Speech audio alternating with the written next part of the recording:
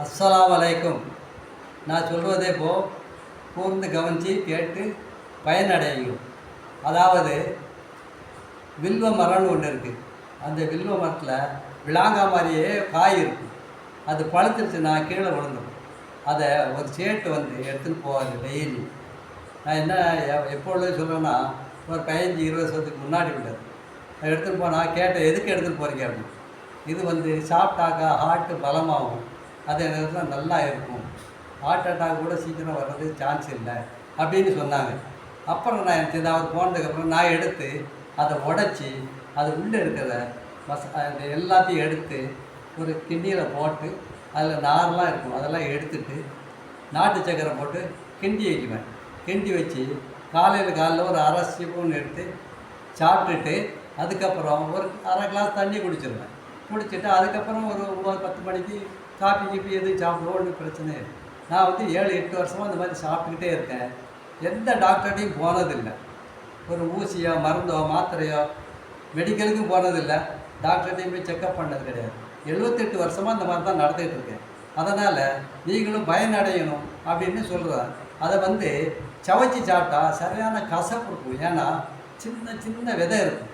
அந்த விதையை தூர போட முடியாது. அதை அப்படி நாக்கில் வச்சு முழுங்கிடலாம், அவனுக்கு பிரச்சனை இல்லை. அதே நேரத்தில் கொட்டையை கொஞ்சம் பெரிய கொட்டையும் இருக்குது. அந்த பெரிய கொட்டையெல்லாம் நான் என்ன செய்வேன், எடுத்து எல்லாம் கழுவி வெயிலில் காய வச்சு எப்படி செய்வேன், ஒரு 100 கிராம் 150 கிராம் 200 கிராம் சேர்ந்துடும். அப்புறம் நான் வர சாப்பிடுவேன். அது பாதாம் மாதிரி இருக்கும். அந்த மாதிரி செய்துட்டு இருந்தேன். அதே மாதிரி இருதயத்திலோட இதுவோ நோவோ எதுவும் கிடையாது, நல்லா உதவியால். இதை நீங்களும் செய்தாக்கா நல்லாயிருக்கும்.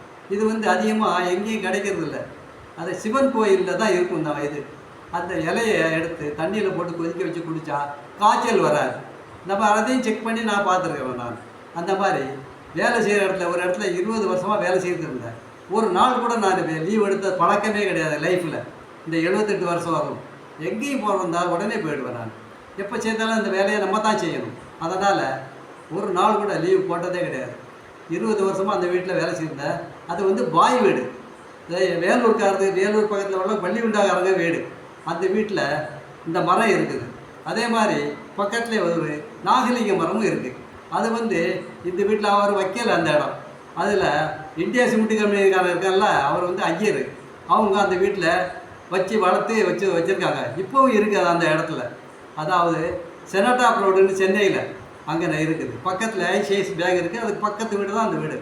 அதுக்கு ஏற்றால கேன்சர் ஆஸ்பத்திரி இருக்குது, அப்போலோ. அதுக்கு நேர எதிர்ப்பு தான் உங்களுக்கு சொல்கிறேன். அங்கே சென்னையில் இருக்கிறவங்களுக்கு போய் கேட்டால் அவங்க ஒன்றும் சொல்ல மாட்டாங்க, தருவாங்க. கீழே கிடந்துருந்தா எடுத்து தருவாங்க. அது கொஞ்சம் நாள் ஆயிடுச்சுனாக்கா அதில் வண்டு வர ஆரம்பிச்சிடும். கருப்பாக இருக்கும், வண்டெல்லாம் பெருசு பெருசாக இருக்கும்.